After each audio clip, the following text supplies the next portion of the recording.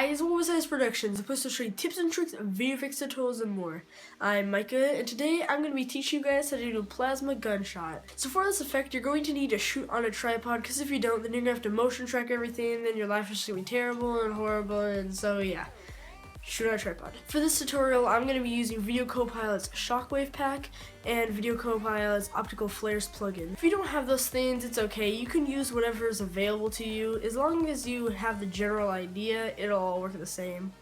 But, you know, I highly recommend Video Copilot stuff because, you know, it's just... So yeah, here's the effect we're going to be making. The original. And then the final.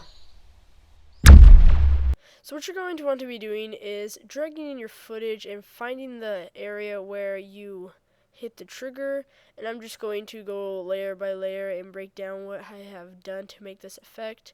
So first what you're going to want to do is make a solid and then add optical flares to it, and then you're going to want to keyframe the brightness to start at 0, and then right as you hit the trigger, have it go at least 2-3 frames, and then set it to 100, so from 0 to 100, and then after you think that your blast is done, just probably 4 or 5 frames, and then just have it kind of fade off back down to 0, and then you're also going to want to keyframe the position to follow the barrel of your gun. And you only have to do that just for like 4 or 5 frames until the flare fades off. And then what you're going to want to do is, I'm just going to turn off the flare. You're going to want to drag and drop a shockwave. I'm just using the 4th shockwave. And if your shot is at an angle, then you're going to want to turn on the 3D layer, and then just rotate the angle until it fits the direction that you would be shooting at. That's pretty much it for this. I also just use the Video Copilot Color Vibrance. This is free. You can just go on their website and look for it.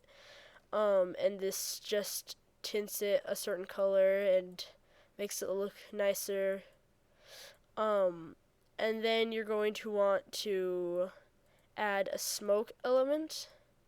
So it's kind of it's a very subtle effect, but it definitely helps with it. It might be hard for you guys to actually see this. I don't even know if you can.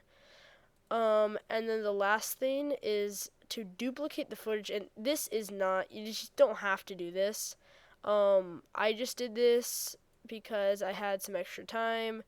But basically, you duplicate the footage and you set the duplicated footage to add, and then you mask out the areas where the light of the gunshot would actually affect you. So the mask, the gloves, maybe a little bit of the body, and the gun. And you're just going to want to keyframe it just to follow it for about 2-3 frames, and you're just going to want to set the opacity from 0 and then have it fade up to 100, or actually I had mine to 80, and then fade it back down to 0. I think that is it. It's a very simple effect. It ends up pulling nicely all together. So yeah guys, that's the end of the video. Thanks for watching. If you enjoyed it, consider subscribing. It helps out a lot. And comment down below what effect you think I should cover for next time.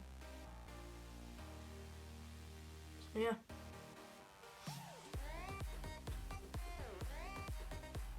See you guys later.